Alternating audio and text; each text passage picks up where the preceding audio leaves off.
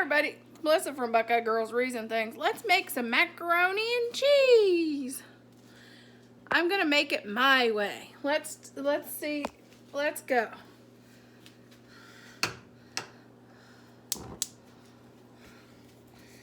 This is 6 cups of butter, 6 tablespoons of butter going in the pot.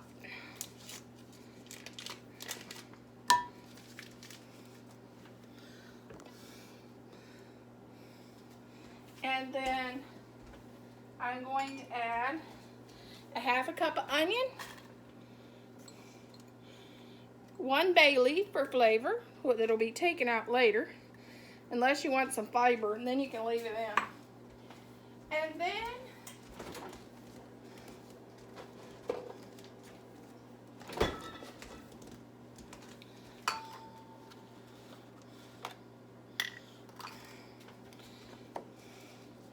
six cups of milk,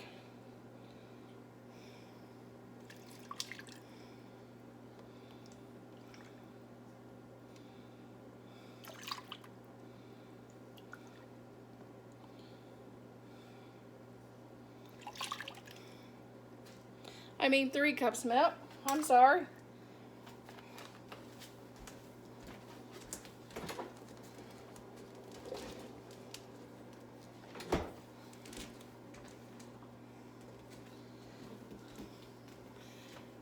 Three tablespoons of flour.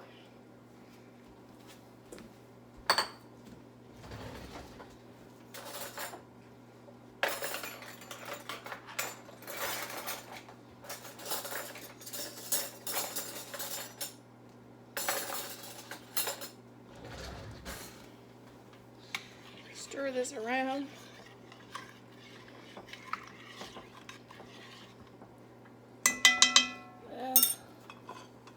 This one here would be better.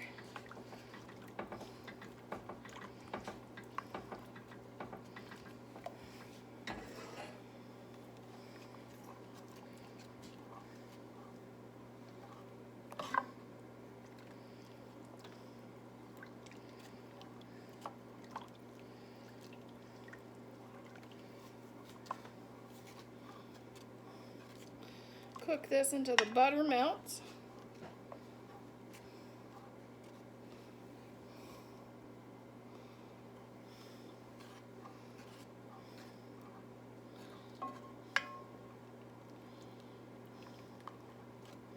We're making a roux, is what we're doing.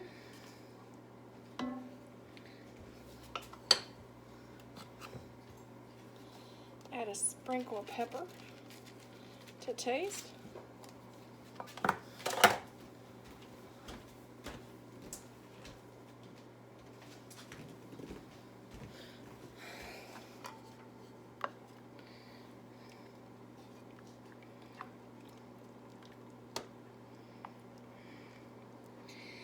Then the recipe I go by, it says 12 ounces of sharp cheddar cheese. Well, I normally use mixed cheese. So I just get 12 ounces of mixed cheese, including sharp cheddar, of course, and add that. And then you want enough to have to top your casserole, because this will bake at 350 for 30 minutes.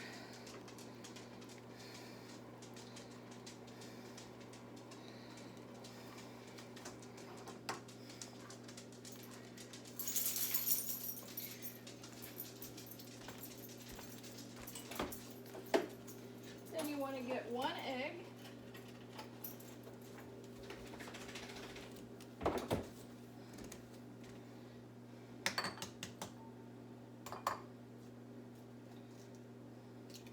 Break it in a dish,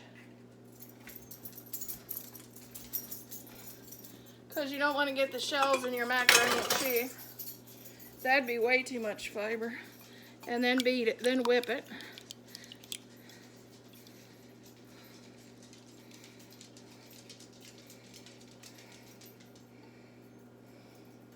Ooh.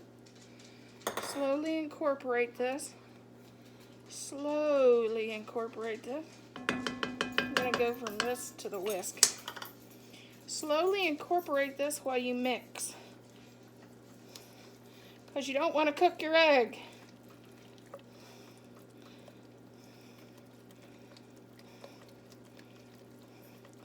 Because scrambled eggs and your macaroni and cheese don't taste good. Okay. Now this is the time where you go fishing, y'all. Yeah, you go fishing. Remember that bay leaf I put in there? Now's the time to fish it out so you can find it. But since it got hot and boiled and all that, you'll have the bay leaf flavor. But somebody won't get that in their tea. You know, there's always that one person in the family that always ends up getting the cherry pit or the whatever. Oh yeah, they definitely got the bay leaf. If you didn't fish it out.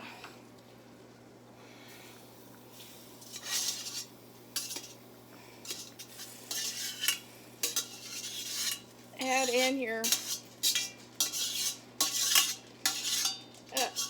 half a 6 ounces of elbow macaroni. Mine happens to be the large ones, but you can do the small ones. It's whatever you like. And just give that a nice stir, which I don't know why I gravitate towards a small spoon. Stir it good. And then I have this baking dish, which I'll bring the camera over because it's just easier so you can see.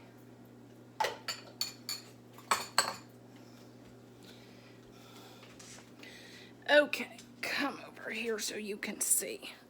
Here's my baking dish right here. And I'm going to scoop this in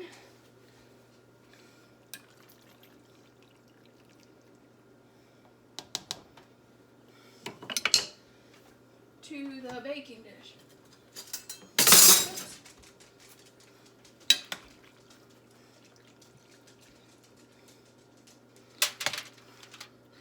The baking dish has been greased, so this won't stick so bad. And I put tin foil on the bottom because I don't like to clean up the mess.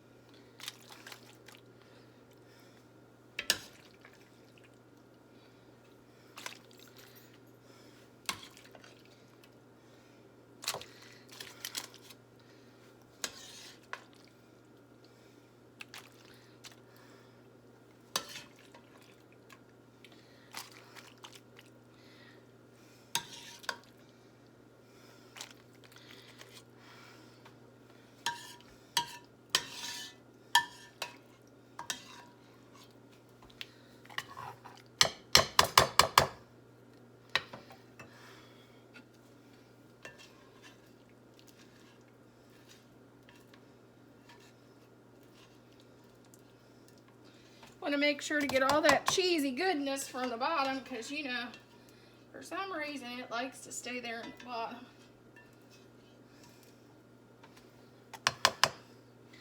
Just the way that goes.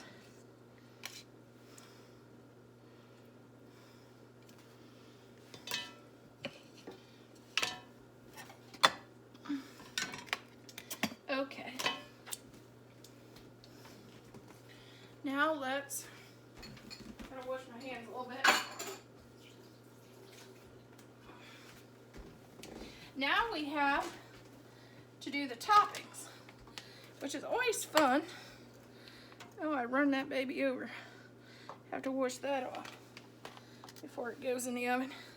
This is 1 cup of breadcrumbs sprinkled over the top to give that nice crunch. And remember, you can use this recipe For leftovers, you could do fried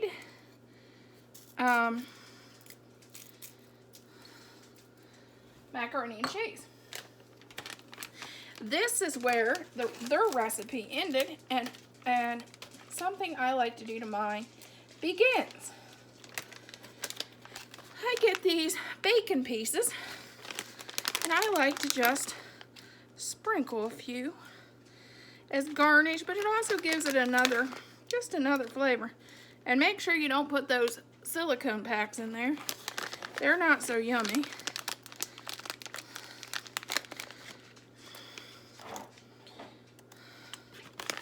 I always wondered how many times somebody accidentally ate them.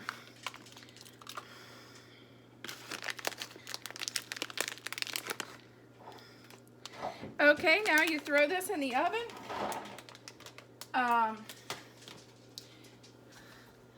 30 minutes at 350, and you'll have a nice, yummy macaroni and cheese.